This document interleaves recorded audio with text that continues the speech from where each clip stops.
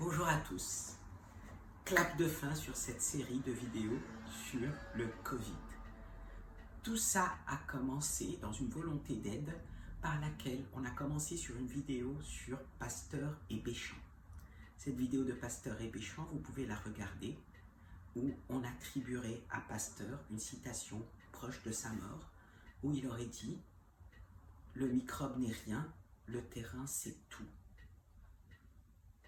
Je ne peux pas m'empêcher de penser que Pasteur, en disant cela, et en voyant Béchamp, son aîné, lui survivre, et heureusement Béchamp a vécu longtemps, très longtemps, devait avoir raison.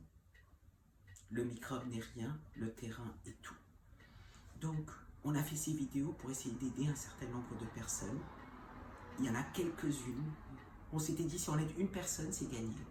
Il y en a quelques-unes qui nous ont contactés en dehors de YouTube et qui, en fait, on a aidé des personnes, donc l'objectif est rempli, je les remercie, parce que donner c'est recevoir et recevoir c'est donner.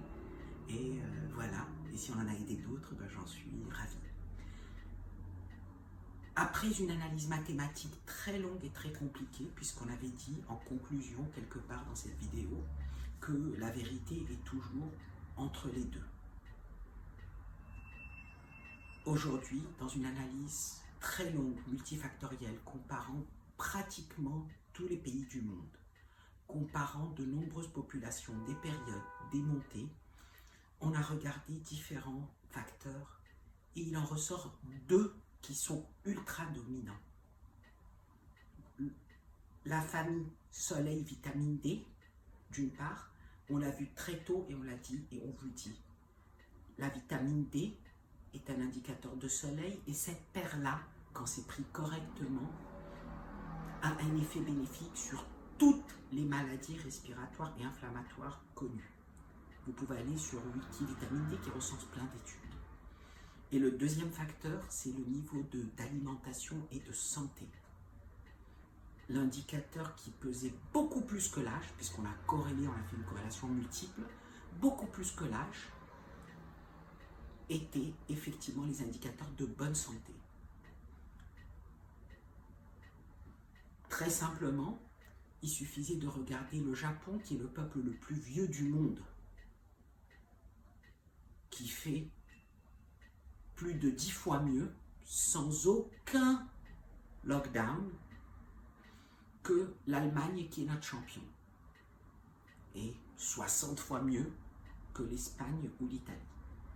Vous verrez que dans tous les pays qui ont eu une mortalité élevée, il y a un taux d'obésité supérieur à 15%.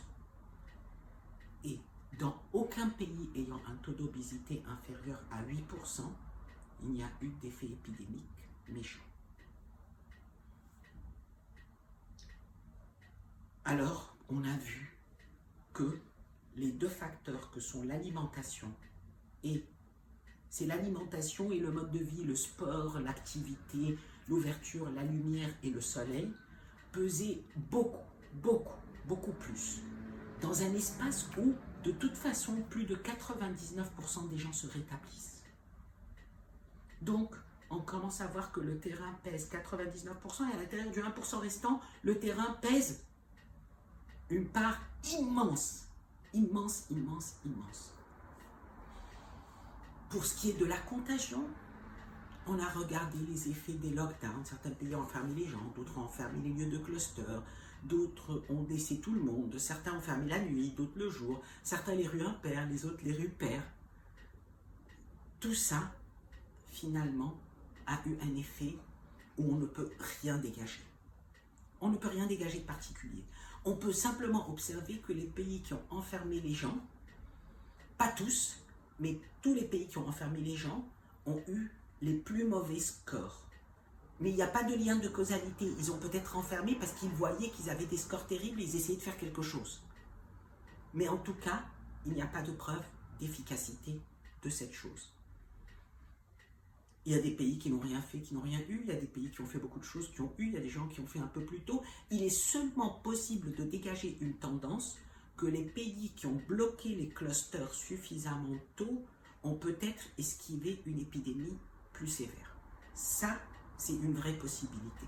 Tout le reste, c'est du vent. On a vu avec les États américains que le taux de positivité continue à monter malgré les mesures qu'ils viennent de prendre autour du masque, autour de tout un tas de choses. Mais le taux de positivité continue à monter, voire s'accélère. On a vu que dans la contagion, effectivement, l'air conditionné corrèle et les espaces mal aérés jouent tout un rôle dans la formation de clusters. Et ça, c'est vrai, les gens qui profitent de plus de plein air améliorent leur terrain, respirent mieux. Donc ça nous amène à la fois un peu de virus et beaucoup de terrain.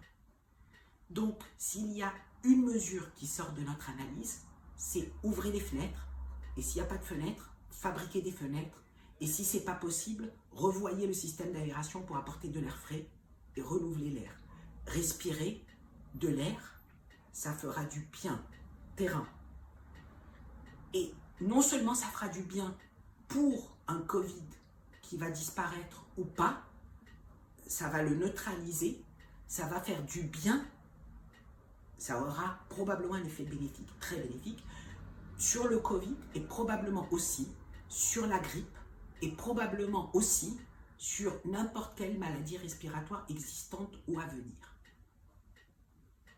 Deuxième aspect du terrain, probablement le plus fort, mode de vie et état de santé, le terrain. Troisième aspect, le soleil et la lumière. Ce sont les trois aspects qui sont sortis. On a analysé tout, c'est pas la peine de se monter les uns avec les autres. Et bien évidemment, la tête bien faite, la tête bien posée, l'optimisme. Jetez à la poubelle le stress, jetez à la poubelle ceux qui veulent vous garder dans un état d'anxiété. Jetez à la poubelle ceux qui veulent vous faire culpabiliser de vivre. Et tu as raison, Pixie, je confirme. On a le droit de vivre. Vous avez le cadeau de la vie et il est aujourd'hui. Fuir la mort n'est pas une façon de vivre. Quand on regarde la courbe, elle sera affichée peut-être là. Vous allez voir que on a le cadeau de vivre et il y a des gens qui meurent. C'est triste, il faut les honorer, il faut les accompagner, il faut avant cela leur donner la meilleure vie possible et leur permettre d'être dans un bon terrain pour que leur vie soit la plus longue et la plus heureuse possible. Heureuse et longue en même temps. Le terrain, il est d'abord dans la tête et puis dans le corps. Les gens qui grossissent ou mangent mal, c'est parce que parfois la tête les amène à cela. Les gens qui ne vivent pas en plein air, c'est la tête qui les amène à ça. Les gens qui ne donnent pas et qui ne reçoivent pas de l'amour, de l'échange, c'est la tête qui les amène à cela. Donc le terrain, il commence là et il se termine là. C'est sorti pour le Covid et c'est probablement vrai pour la plupart des pathogènes. Il est possible que certains pathogènes soient plus sévères que d'autres et que le curseur soit à un autre endroit. Mais le terrain, c'est vous, vous pouvez agir dessus pour aider les autres. La meilleure façon de sauver les autres et d'aider les autres, c'est de d'abord vous sauver vous-même, de vivre vous-même, et après ça, de donner l'exemple et puis d'aider les autres à vivre. Dois-je être là à répéter que vous devez être heureux ou essayer de l'être? Souriez à la vie? Dois-je être là pour vous dire profitez de la vie? Ai-je besoin vraiment de le faire? Et ces deux grands hommes, Pasteur a finalement eu raison de dire, Antoine Béchamp avait raison, le terrain c'est tout. À partir de là, Ryan, Meriem et moi allons faire une série de vidéos sur deux thèmes, Hypnorigines, pour que vous découvriez tous vos potentiels et tout ce que vous pouvez faire, parce que vous avez des moyens et des ressources que vous n'imaginez même pas qui sont là. Et aussi une série sur comment aider et renforcer le terrain. Toujours dans une approche documentée qui repose sur un savoir au moins de 50 ans et le plus souvent millénaire et qui est revalidé par une approche moderne parce que ce qu'on dit, on le vérifie et on l'applique. Pasteur a eu raison de dire, Béchamp a raison, le terrain c'est tout.